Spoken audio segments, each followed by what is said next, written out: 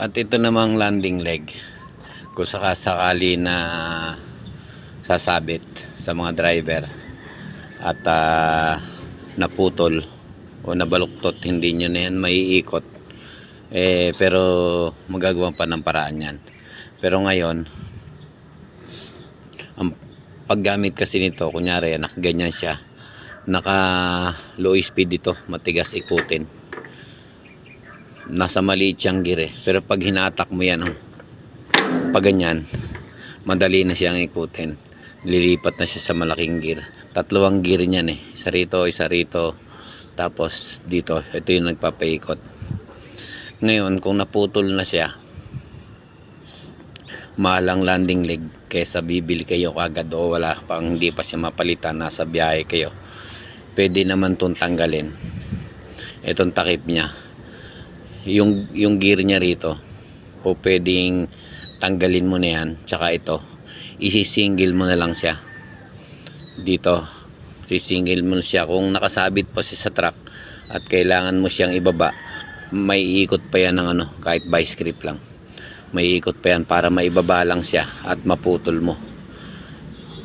Yun ang huling na dyan. Pero hindi mo pa rin siya papalitan po, pwede pa siyang lagyan ng remedyo, magagamit mo pa. Kasi kung magpapalit ka agad ng landing leg, medyo mahal yan. Ganito ang gawin nyo. Ito na siya, ayan, tinanggal na yung ito yung binabata ko kanina dito sa gawin na yun. Malaki rin ang nyan, malaki rin ang gear niya, parang ganito. Tapos dito may isa pang gear uli yan, doon siya, pag hinatak mo ganun, doon siya lumilipat-lipat. Ngayon ito yung sinasabi ko, kung nabali na yung niya dito, pwede niyan tanggalin yan. Ganito na lang gagawin, ayan, lalagyan lang ng tornilyo, weldingin, magagamit pa ng matagal yung landing leg na yan. Kasi kung papalitan mo siya kagad, medyo mahal yan. Ngayon magagamit pa ngayon yan. Hindi, wala na nga lang siyang high and low, yung na siya, nasa low speed na talaga siya. Medyo mabigat lang siya ikutin kasi wala na siyang gear na ililipat-lipat, kasi kumbaga sa nakarekta na siya. Yan ang last na yan.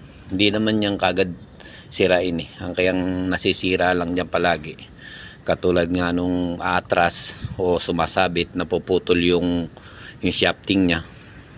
Tapos dito sa loob niyan, yung minsan yung sabat niyan, yung kunya na lalaglag siya. Dalawang klase yun, isang pin type, tapos isang parang half moon, yun ang lock niyan. Ayan ito yung nababatak-batak, pero ngayon hindi na siya mabatak, wala na siyang lilipatan na gear. Yun lang mga loads, sa mga driver, paki-follow lang ako na baka sakaling makatulong tayo sa mga emergency nating pwedeng gawin. Alright.